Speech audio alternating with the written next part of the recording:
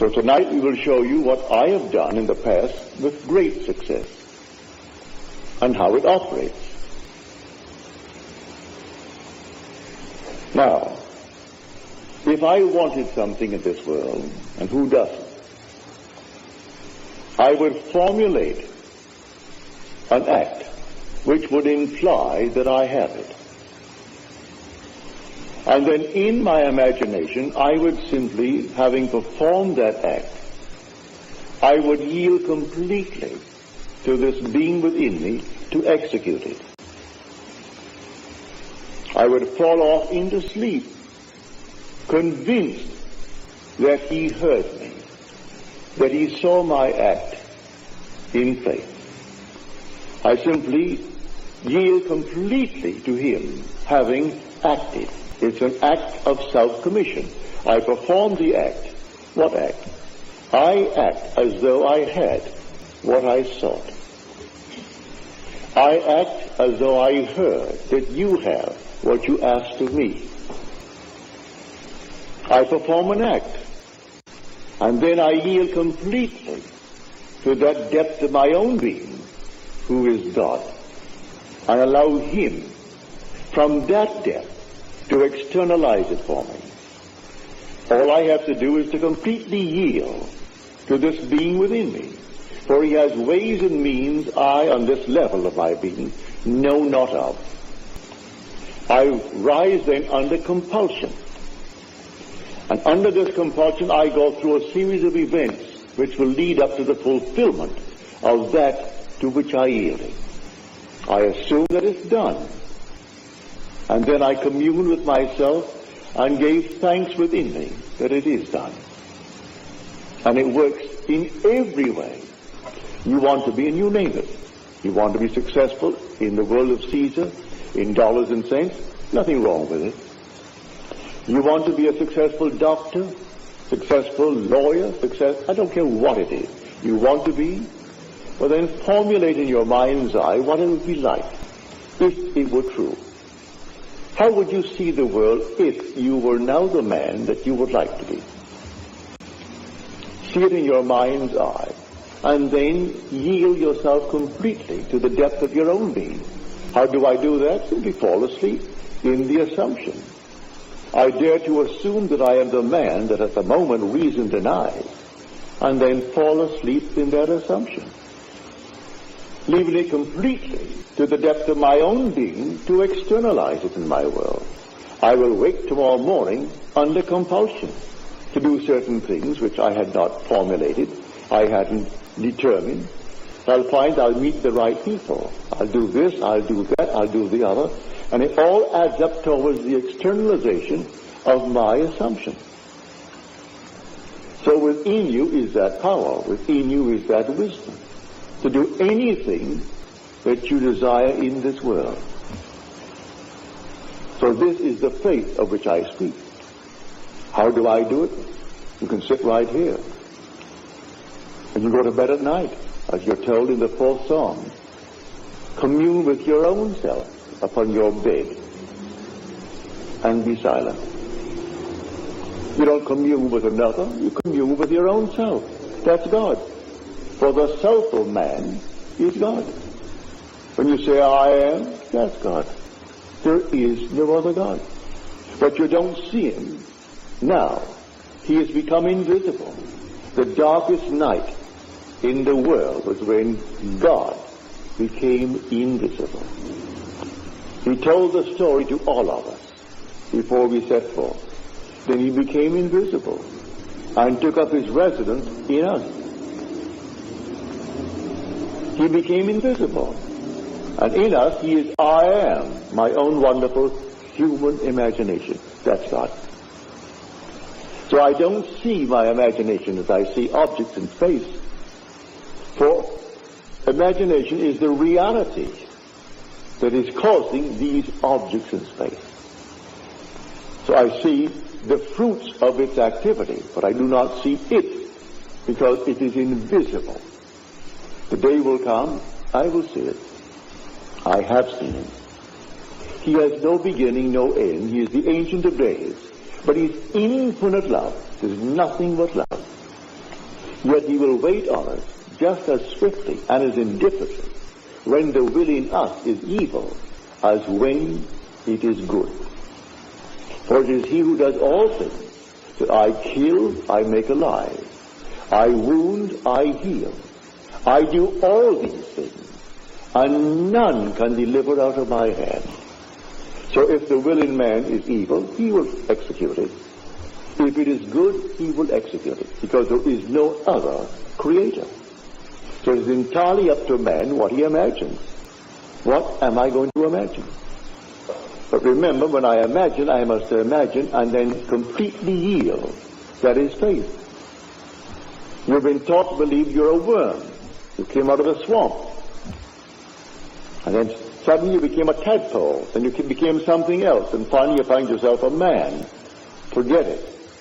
You are the gods who came down from heaven and assumed the restriction, the limitation of man. This is the limit of contraction. And you assumed it. And you're going to fulfill a definite purpose in man. And while you walk the earth as man, that predetermined plan will erupt within you. And the whole thing will unfold within you. Beginning with the resurrection.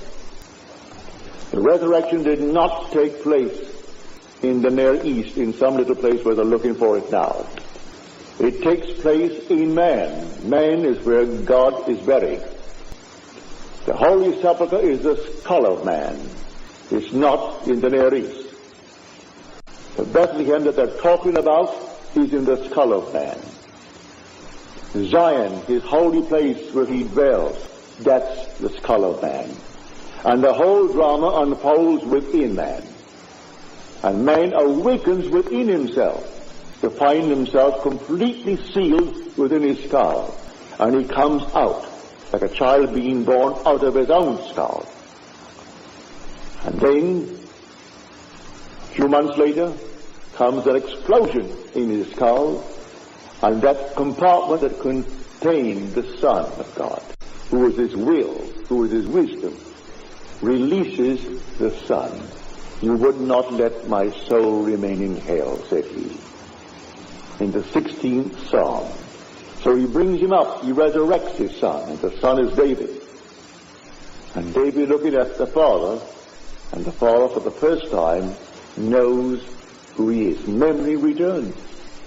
And the Father, the Son was the one who revealed him to himself. So the whole drama unfolds within man, and the whole thing is contained within the skull of man. Has nothing to do with anything on the outside.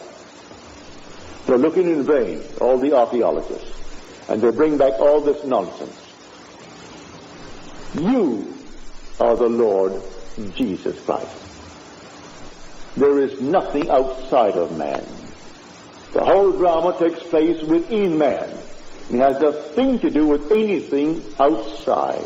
You're living in a world of shadows, and the drama is within.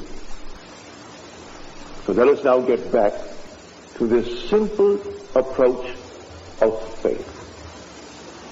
Do you know what you want, either for yourself or for another? Construct a scene which would imply the fulfillment of your dream. Just construct it. Enter into it just as though it were true. Feel what it would feel like if it were true. And give thanks to the one who is going to execute it. It's your own being, I grant you, but he is the depth of your own being. He is the Father. You haven't yet found him, but he is the Father. And you are now on the surface of your being. So fall asleep in the conviction that things are as you desire them to be, in confidence that he will execute it. I use the word he, it's yourself. But for clarity's sake, I say he, because you're not aware of him as yet. You will be one day. Everyone will be aware of their being. And because that being has one son, And that one Son is the Son of all. We are one. There's only one. There aren't millions of gods, only one God. But the one God is made up of a brotherhood. And we are the brothers, raising ourselves to the level of the one God. And I've been sent to tell you this, and tell you I will and must. If only a few hear it, what does it matter? You hear it with conviction. Because I tell you the truth, it will last. I am not here to set up some little ism. I am not here to speculate and try to set up some little philosophical setup that may work. No. I want no church, no ism. Just to tell you who you are. And you will tell it to others, and others will tell it, because in the end you're going to prove it to be true. You can't rub it out because it is true. All that I have told you is true. I'm not speculating. I'm not theorizing. I stood in the presence of the infinite being and his infinite love, and he embraced me. And he sent me after he embraced me. Therefore love embraced me. Therefore guided by love, we became one body. People are misled morning, noon, and night by so-called holy men. Forget it. Man comes to you telling you he's a holy person, turn around and start running.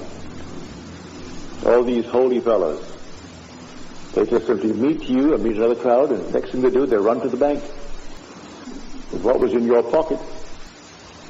Picked up one fellow here, he's flying off to Switzerland. He was in Spain after having collected a fortune. They found $300,000 on him. And he was at the Maharishi that came up through this country. It wasn't the Maharishi, it was his secretary running off to Switzerland, where you'd put it into your Swiss bank. And all the people fall for it morning, noon, and night. And so if you're taking over, you hate to hear it, because people hate to know that others know they were beguiled. And so those who gave their fortunes to him, $500 to teach them how to meditate about the nonsense in the world. Teach you how to meditate? It's just a simple, simple thing. You don't meditate on your navel. You don't meditate on any of these things whatsoever. You know what you want? What would the feeling be like if it were true? What would it be like?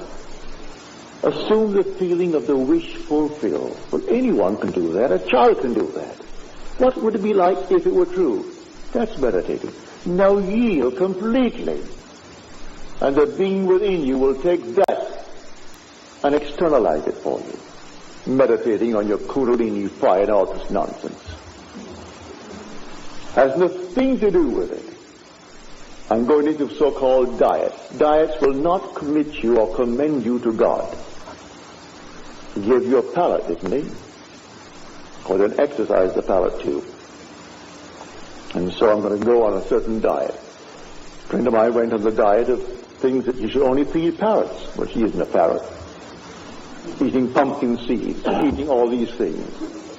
If you really enjoy them, but don't tell me that you really enjoy them. Because, of course, you could acquire a taste for anything. I don't say you can't. But exercise that God-given gift. It's a palate. And simply enjoy it.